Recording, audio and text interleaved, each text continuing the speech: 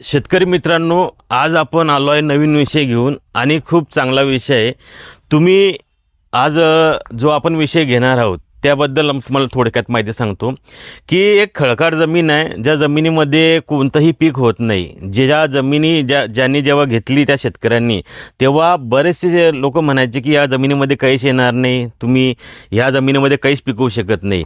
तर अशा खडकाळ जमिनीमध्ये एखाद्याची जिद्द कशी कामी येऊ शकते, तर हे आपण आज उदाहरण बघणार आहोत। तर आज आपण लाखनवाडा गावामध्ये, तालुका जिल्हा बुलढाणा, तर या गावामध्ये एक शेतकरी आहे ज्यांनी आपल्या मेहनतीच्या भरोशावर जिद्दीने आणि चिकाटीने केळी पिकाची त्यांनी लागवड केलेली आहे। त्याबद्दल आज आपण त्यांचा थोडंसं माहिती बघणार आहोत। तर चला आपण आज आलो आहे लाखनवाड्यामध्ये, तालुका खामगाव, जिल्हा बुलढाणा। तर आपण प्रगतिशील शेतकरी गणेश भाऊ पांढरे यांच्या शेतामध्ये सध्या उपलब्ध आहे। हेच ते शेतकरी ज्यांनी पारंपरिक पिकं जे आहे ते सोडून या खडकाळ रानामध्ये केळीचं पीक घेतलेलं आहे।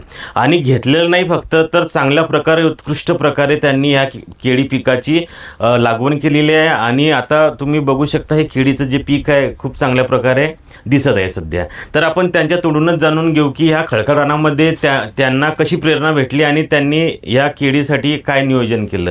तर गणेश भाऊ नमस्कार। नमस्कार नमस्कार। तर तुम्ही तुमचा अनुभव सांगा की जेव्हा तुम्ही ह्या जमिनीमध्ये केळी लागवड करण्याचा विचार केला त्यावेळेस तुमचे बाकीच्या लोकांची काय प्रतिक्रिया होती तुमच्या गावातल्या? सुरुवातला तर लोकांनी मला गड्यामध्येच काढलेला आहे।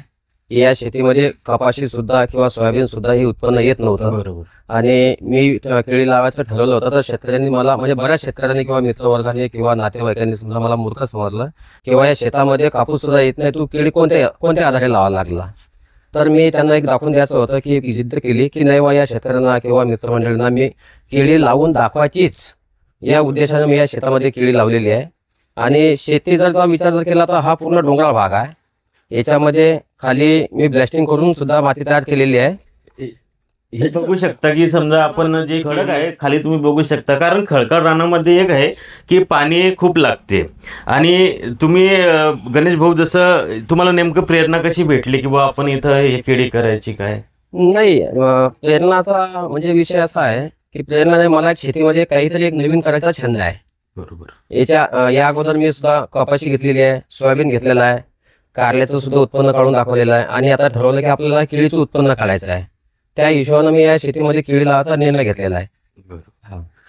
तर आपण शेतकरी मित्रांनो, हे खूप प्रेरणादायी गोष्ट आहे की ह्या जे शेत आहे ह्या शेतामध्ये जे पूर्ण दगडगोटे आहे आणि याच्यामध्ये जे आपण म्हणतो की पाणी जास्त लागते खडकाळ जमिनीला, आणि ह्या जमिनीमध्ये मुळांची पण चांगली वाढ होत नाही।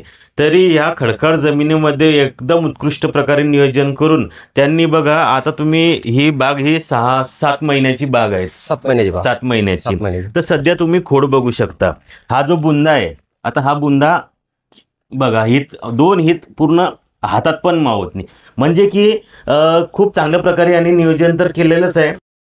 पाण्याचं पण नियोजन चांगलं आहे, कुठेही तुम्हाला कोणताही डिसीज ह्या बागेमध्ये दिसत नाहीये, कोणत्याही प्रकारचं आपल्याला असं रोग आहे किंवा कोणत्या असं दिसत नाहीये।